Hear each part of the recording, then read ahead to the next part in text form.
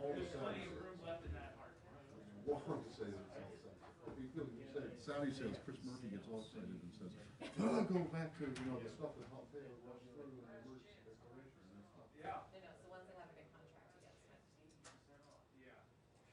And then last chance, But dumpsters is in that the back. normal now? Like, they're trying to say this is all normal. It's like a little abnormal, right? I mean, No, it's only abnormal in the fact that there was so much congressional opposition. Really? When they tried Yeah, in December right, to right, stop right. it. You're and right. couldn't.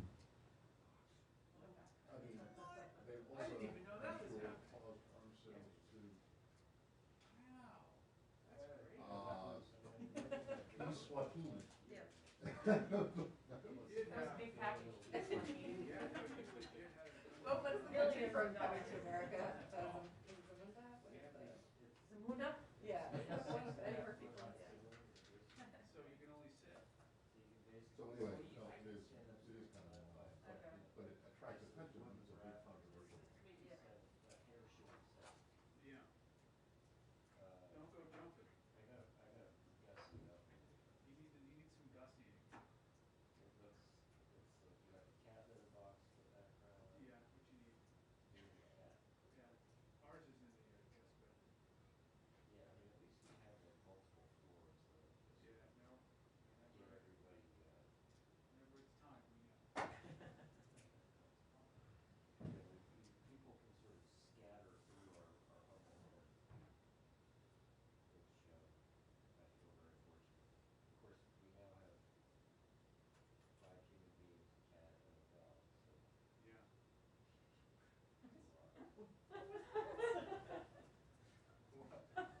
Yeah. We're just talking about sprucing up. It's a little bit like, I definitely, we don't suffer from solitude. Yeah. But, listen, if one of us did, if they also clothe basements, Yeah. I should bring them in. you should bring them in to consult on things. You know what they call their sales associates? Yeah. Ninjas. Yeah, guys, pile in the, whatever you drive. The ninjas, I'll bring the ninjas. Yeah, yeah. I drive in that. Ambrose has the big day of anticipation.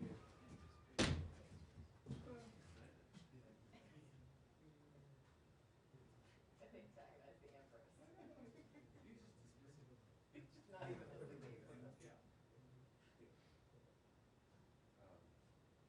Yeah, we got a dog. You have a dog. Yes, I should. That's a lot of work. Yeah, no, we'll go. And then our stuff. Okay. Secondly, if the second dog becomes part of the family, I'm gonna be the one that has to Yeah. take care of it. We all know this, right? So, she sent me the link to a blind dog.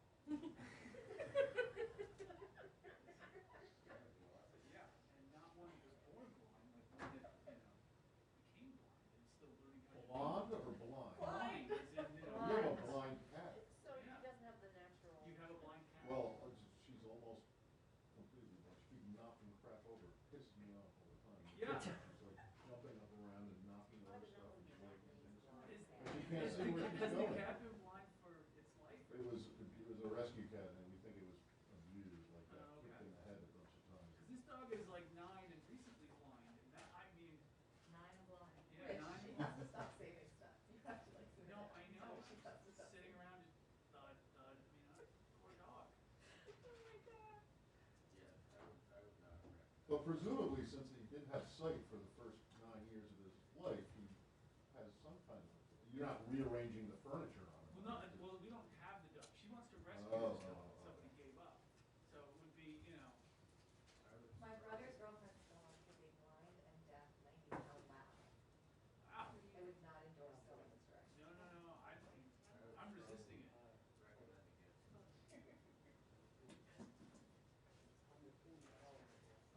Recommending it. No, Matt. That was. Matt? Yes, ma'am. Hey, Hello. Hi, how are you? It seems like, I don't know, every third time I see you. Every third you're secretary. away. We were looking for you. Broke the Is ankle. that what it is? Yeah. It's been Are you okay? Yeah, it's just we're looking in, inaugural. That's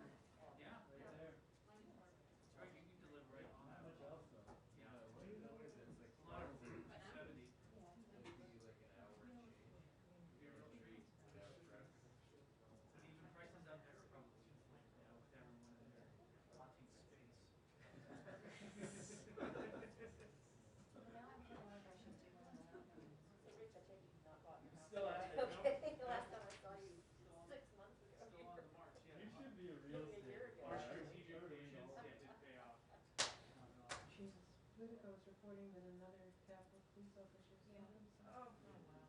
It's so sad. Wait, from the 6th or from? Yeah, yes. The injuries? No, Oh, COVID? suicide. Oh, suicide. Second suicide. Yeah, it went out this morning. Because Leaving Good was, and so this is the second suicide that we know of. It's really, really awful.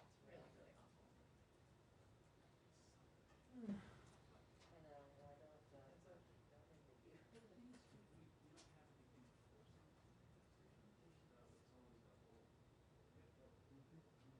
Yeah. And it's not. Just decidedly not.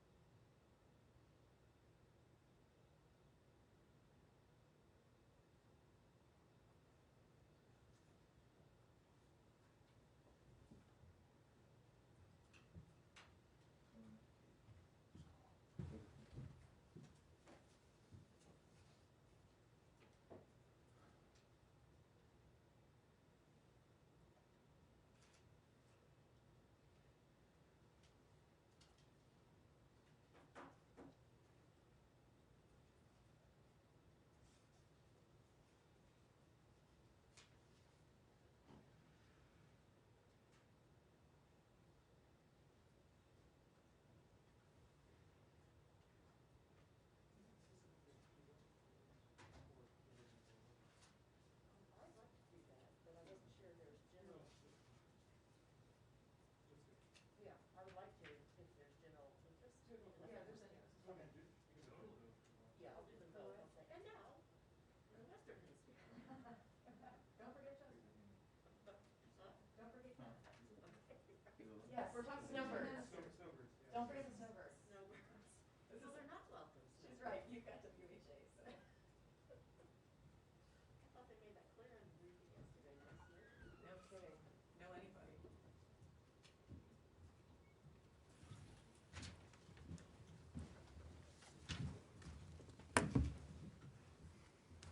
Good afternoon. Welcome back to the briefing room, to your briefing room. We'll be spending quite a bit of time together, starting very shortly, and I very much look forward to that. But today, first, I have the privilege of introducing for the first time to this room the 71st Secretary of State, Mr. Tony Blinken. So with no further ado, turn it over to Tony.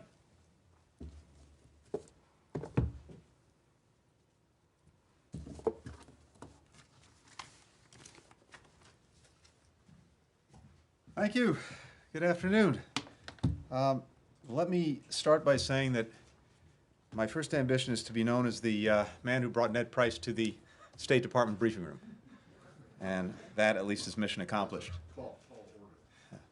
Well, in all seriousness, thanks to everyone for joining me here today. This is my first full day on the job as Secretary of State. And to restate what I said before, it is a deep honor to be in this job, and I am gratified that the President has seen fit to entrust me with this responsibility. And I'm incredibly excited about the work ahead, especially working with the men and women of the State Department to try to serve the American people and represent our country to the world. I wanted to spend a few minutes with all of you today to make it clear right from the start how important I see the work that each and every one of you does. Some of you may know that I started my career as a journalist. Obviously, I didn't succeed, but it was something that I took tremendous pride and pleasure in, and something I have deep respect for as a result of my own experience, being on both sides of the enterprise. You keep the American people and the world informed about what we do here. That's key to our mission as well. And you hold us accountable, ask tough questions, and that really does make us better. More broadly, and it is never more important to restate it, a free press is a cornerstone of our democracy. And this is a critical moment for protecting and defending democracy, including right here at home. So here's what you can count on coming from me and coming from us. We're resuming the daily press briefing starting next week on Tuesday. That's an essential part of the day, and we're bringing it back. President Biden has said that he wants truth and transparency back in the White House briefing room. That fully applies in this room as well. And you'll be seeing me with a little bit of frequency too, including on our travels together when hopefully we can get back to those travels, just as you'll have an opportunity to hear from many policy experts in this building. I know we're not always going to see eye to eye. That's not the point of the enterprise. Sometimes we'll be frustrating to you. I imagine there are a few times when you'll be frustrating to us, but that's to be expected. That's exactly, in some ways, the point. But you can count on me, you can count on us to treat all of you with the immense respect you deserve and to give you what you need to do the jobs that you're doing that are so important to our country and to our democracy. And I will be forthright, whether it's behind this podium, on the plane, or hopefully, eventually, some distant part of the world. So it's an adventure. I am really, really glad that we're in it together. So welcome back to the press room. As Ned said, this is your press room. And with that, let me take a few questions. Start with the AP, Matt Lee. Thank you. Welcome back, Mr. Secretary, to the building. Thank you. Thank you for your kind words about our profession earlier. I'll try to be as brief as possible. In the last couple months of the previous administration, several policies were rolled out and enacted that attracted a bunch of that were contentious, to say the least, or attracted a bunch of criticism. I realize that a lot of almost everything is under review right now, as you're less than 24 hours in. But among those things that were enacted in the last several months, which are your priorities to complete the review, to possibly reverse, rescind, or roll back? And similarly, within the building, apart from policy, but in terms of personnel, what exactly do you intend to change, if anything, about the approach the previous administration took to the Foreign Service and people who worked in this building? Thanks. Yes, you're right. We are reviewing a number of steps that were taken late in the last administration. We want to make sure we understand in each case the basis for the decisions that were made. I will tell you that I'm particularly focused on the question of sanctions on the Houthis. I think you all know very well that the Houthis committed an act of significant aggression in taking over Sana'a some years ago, moving through the country, committing acts of aggression against our partner Saudi Arabia, committing human rights abuses and other atrocities, creating an environment in which we've seen extremist groups fill some of the vacuums that were created. But at the same time, we've seen a campaign led by Saudi Arabia that has also contributed to what is, by many estimates, the worst humanitarian crisis in the world today, and that's saying something.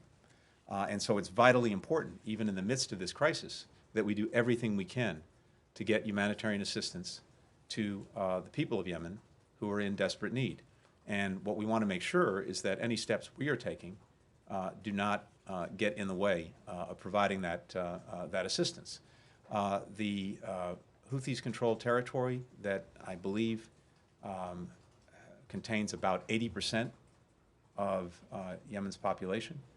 And so we want to make sure that any of these steps, including the designation, don't make what is already an incredibly difficult task even more difficult. That is the provision of humanitarian aid to the people of Yemen. So we're taking a very urgent and very close look at that. We want to make sure that not only are American aid groups able to do what they can to provide assistance, but so are aid groups around the world that are providing the bulk of that assistance, and to make sure that nothing we are doing interferes with that, particularly if it doesn't in any other way advance our policy and objectives. So that's the priority in my book. Thank you very much. Congratulations, Mr. Secretary. Good to see you, Andrea.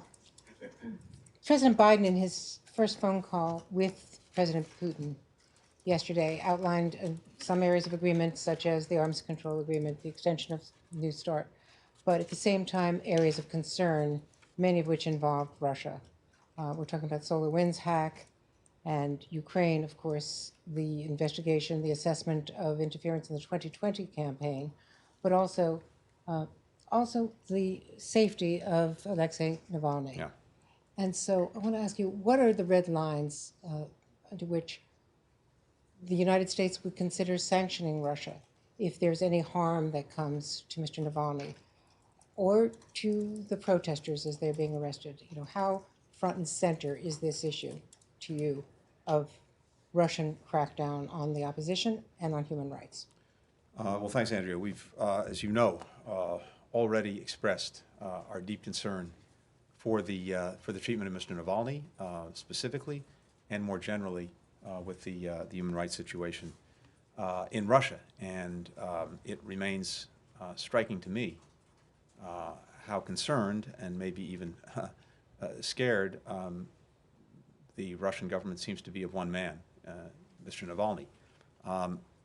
Across the board, as the president has said, we're reviewing all of these actions that are a deep concern to us, whether it is the treatment of Mr. Navalny and particularly the apparent use of a chemical weapon in an attempt to assassinate him.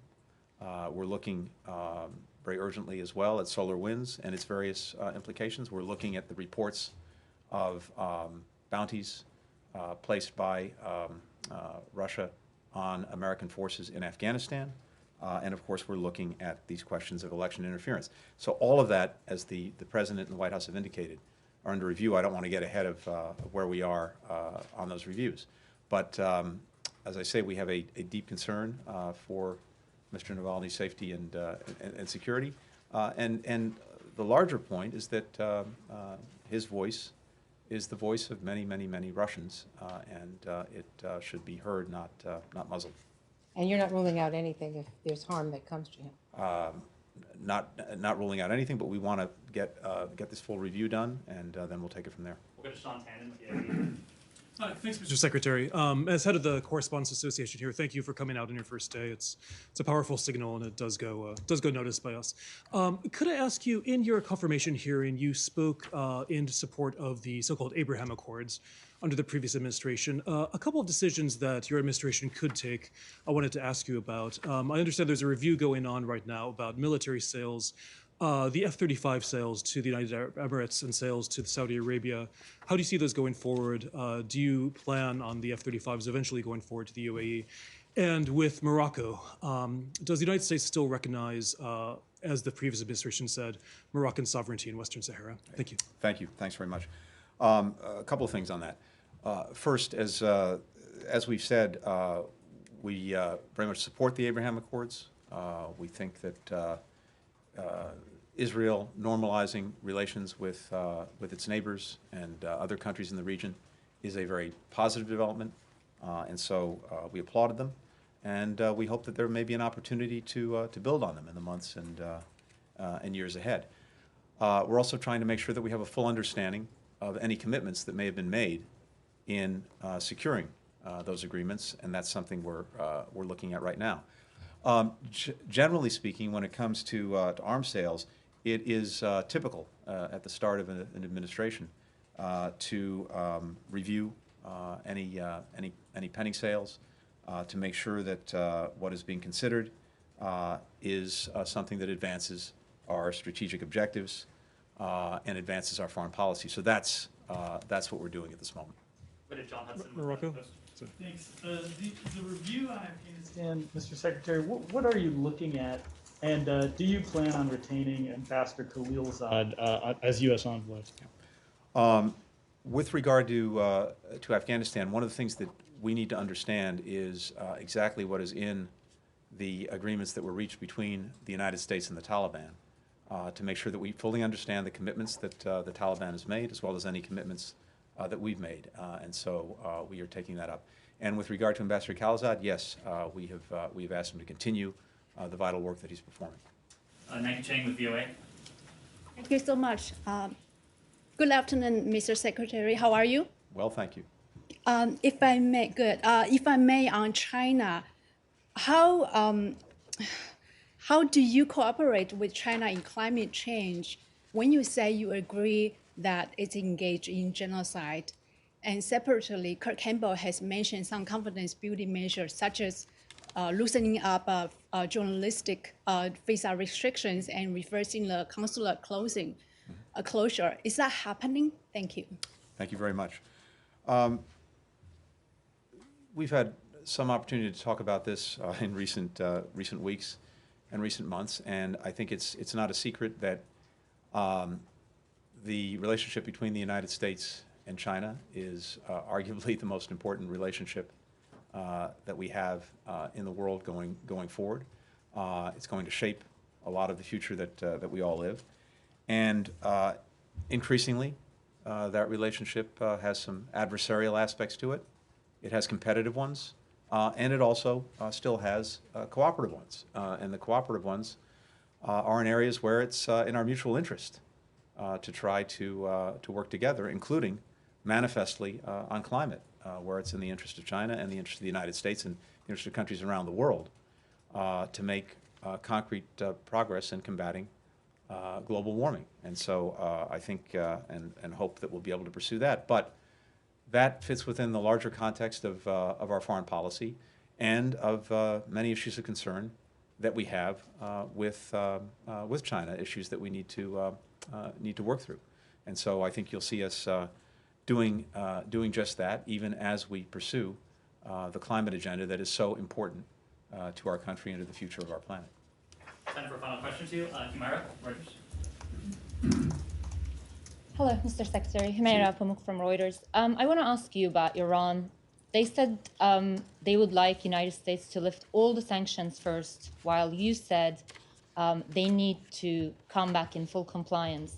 So how do you plan to reconcile that? And when should we expect to open the negotiations, and who would lead them for United States? And if I may, on China, you talked about reviews, and with respect to Uyghurs and Xinjiang, in your confirmation hearing, you endorsed the genocide determination. But today, Linda Thomas-Greenfield said the department is reviewing that determination. Is that only about the process, or are there different views on this determination? And should we expect some more punitive action throughout this? Thank you. So I haven't actually seen what Ambassador Thomas-Greenfield said, so I can't comment on it. But my judgment remains that genocide was committed against the Uyghurs, and that hasn't changed. With regard to Iran, President Biden has been very clear in saying that if Iran comes back into full compliance with its obligations under the JCPOA, the United States would do the same thing, and then we would use that as a platform to build with our allies and partners what we call a longer and stronger agreement, and to deal with a number of other issues that are deeply problematic in the relationship with Iran. But we are a long ways from that point. Iran is out of compliance on a number of fronts, and it would take some time, should it make the decision to do so, for it to come back into compliance, and time for us then to assess whether it was meeting its obligations. So we're not there yet, to say the least. And then with regard to how we would engage this issue if Iran decides to come back into compliance. I can tell you that we will build a strong team of experts, and we will bring to bear different perspectives on the issue. This is something, I would say this across the board, by the way. One of the things that I feel very strongly about is that in any of the issues we're engaged on, in any of the issues that we're tackling and that our foreign policy has to confront, that we are constantly questioning our own assumptions and premises, that we do not engage in groupthink, that there is as much self-criticism and self-reflection as we get from, appropriately, the outside, whether it's from you or whether it's from people who disagree with the policies we're pursuing. So I think you can expect to see that as we move forward, both with regard potentially to Iran and, for that matter, to just about any other issue we tackle. Thank you. We'll conclude with Laura Jakes, New York Times. Thank you. Congratulations, Good to Mr. see you. Secretary. You too. You've talked a lot about restoring U.S. leadership in the world, but allies note that everything that you do could again be overturned in 4 years, and that this is a cycle that doesn't instill confidence in the long term in the United States' credibility. So how can any one administration, if it can be done, assure the world that the United States can be trusted to keep its commitments? So one of the things I've done over the last 24 hours is I've spent a lot of time on the phone already with some of our closest allies and partners in various parts of the world, and that's continuing. And what I've picked up from those conversations already is a very, very strong desire for the United States to be back in the room, back at the table, working with them on the many, many common challenges we face. And that was almost palpable in the conversations I've had to date. And I expect to hear more of that in the days ahead. One of the things, though, to your point, is that when it comes to virtually everything we're doing, and the President has said this many times, when it comes to foreign policy, it is hard to have a sustainable foreign policy absent the informed consent of the American people. And that informed consent, I think, comes in a couple of ways. One is, in a sense, it comes from you, because many Americans are reading about, hearing about, listening to what we're doing, thanks to you. And that's vitally important, to make sure that they are fully informed and thinking about and ultimately providing their consent to what we're doing. But the place that in our system that informed consent is vitally important is with Congress. The members of Congress are the representatives of the American people. They provide advice and consent to our policies. And I think one of the things you're going to see from our administration is working as closely as we possibly can with Congress on these issues from the takeoff, not just on the landing. Because ultimately, for these policies to be sustainable, we, I think, need to try to work them as much as we can up front, not at the back end. There are going to be disagreements. There are going to be places where we're just in a different place. But I think we stand a better chance in producing the kind of policies that will stand the test of time if we're working closely up front with Congress. And we'll see where we get. But I'm determined that we do that. Thank you very much. Thank you. Thank you all. Look forward to seeing you soon and often. See you on the plane All right. Yeah, well, really look forward to that, but not tomorrow. We'll keep you at your word on that. Can we get a list of calls? We'll issue read out. Just a readout, just a. We'll see what we can do. Thank you.